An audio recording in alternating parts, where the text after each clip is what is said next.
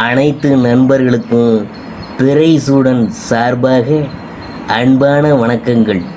இந்த வீடியோ பிடித்திருந்தால் லைக் பண்ணுங்கள், ஷேர் பண்ணுங்கள், கமெண்ட் பண்ணுங்கள், மறக்காமல் சப்ஸ்கிரைப் பண்ணுங்கள். வாங்க வீடியோ பார்ப்போம். தை மாத ராசி பலன்கள் 2024 ஆண்டு பார்க்க போகிறோம். தை மாதத்தில் சூரியன் மகர ராசியில் பயணம் செய்கிறதுனால இது மகர மாதம் என்று அழைக்கப்படுது. செவ்வாய் தனுசு ராசியில் நிற்கிறார். 21ஆம் தேதி மகர ராசிக்கு மாறுகிறார். புதன் தனுசு ராசியில் நிற்கிறார். 13ஆம் தேதி மகர ராசிக்கு செல்கிறார். குரு மேச ராசியில் இருக்கிறார். சுக்கிரன் விருச்சிக ராசியில் இருக்கிறார். 5ஆம் தேதி தனுசு ராசிக்கு செல்கிறார். சனி கும்பராசியில் அமர்ந்திருக்கிறார். ராகு மீன ராசியில் இருக்கிறார். கேது கன்னி ராசியில் இருக்கிறார். அதாவது மகரத்தில் சூரியன் பயிற்சி புது கூட்டணியால் யாராருக்கெல்லாம் யோகம்லாம் தேடி வரப்போகிறது என்று நாம் பார்க்க போகிறோம். தை மாத ராசி பலன்கள் 2024 ஆண்டு கும்பராசியை பற்றி தான் நாம் பார்க்க போகிறோம். சாணக்கிய தனத்தால் சாதனை புரியும் சனி பகவானை அதிபதியாக கொண்ட கும்பராசி அன்பர்களே, நீண்ட காலமாக சேமித்து வைத்த பணத்தை கொண்டு மனைவி கேட்ட நகையை வாங்கி கொடுத்து மகிழ்ச்சி அடைவீங்க. குடும்பத்தில் வளர்ச்சிக்காக இரவு பகலாக பாடுபடுவீங்க. அதற்குரிய பலனையும் அடைவீங்க. புதிய தொழிலை அதிக முதலீடு செய்யாதீங்க. வியாபாரத்தில் சுமாரான லாபத்தையே பெறுவீங்க. நிலம் வாங்கி விற்கும் தொழிலில் அவசரப்படாமல் நிதானமாக நடந்து காரியம் நடத்துவீங்க. உறவினர் ஒருவரின் திருமணத்தை முன்னின்று நடத்தி எல்லோருடைய பாராட்டையும் பெறுவீங்க.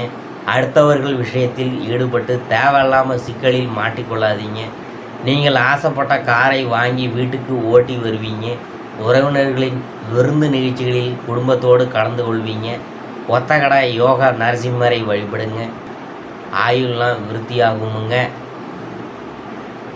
கும்பத்தில் அவிட்டம் 3-4 பாதம் அதை பற்றி பார்க்கும்பொழுது உடல் உறுதிக்கும் மன உறுதிக்கும் காரகனான செவ்வாய் சர்வ சக்திகளையும் வழங்கும் சனி பகவான் அம்சத்தில் பிறந்த உங்களுக்கு துணிச்சலும் தைரியமும் செயல்களை முடிக்கும் ஆற்றலும் இருக்கும். இந்த மாதம் உங்கள் ஜென்ம ராசிக்குள் சனி பகவான் சஞ்சரிப்பதுடன் தைரிய சப்தம தொழில் ஸ்தானங்களை பார்க்கறனால உங்களுக்குள் இருந்த குழப்பம்லாம் அதிகரிக்கும். ஒரு விதமான பயம் தோன்றும். வாழ்க்கை துணையின் உடல்நிலையில் பாதிப்பு உண்டாகலாம். நண்பர்களுடன் கூட்டு தொழிலில் சங்கடங்கள் தோன்றலாம்.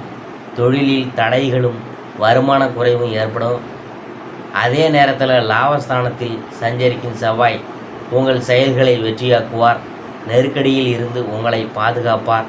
சிலருக்கு புதிய சொத்து சேர்க்கையும் ஏற்படும். அரசியல்வாதிகளின் கோரிக்கைகள் நிறைவேறும்.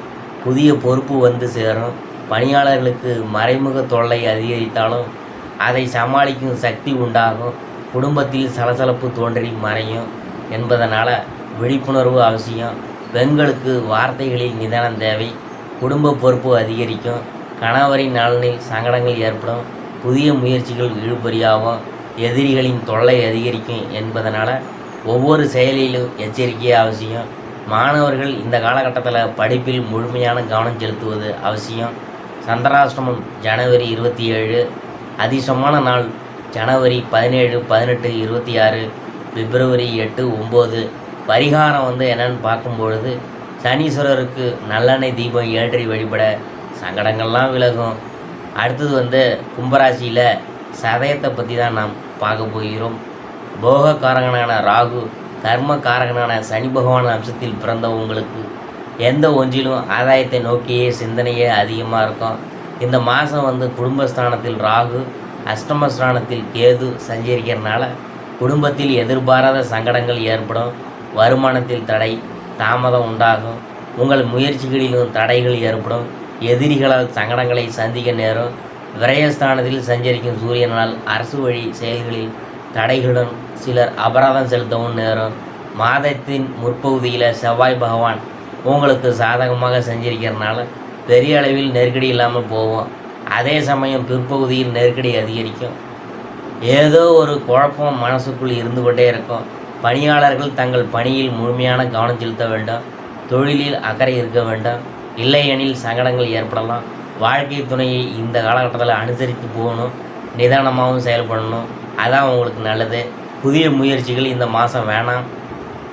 பெண்களுக்கு குழப்பம் அதிகரிக்கும். வயிறு சம்பந்தமான பிரச்சனைகள் தோன்றும். முயற்சிகள்லாம் தள்ளி போகும்.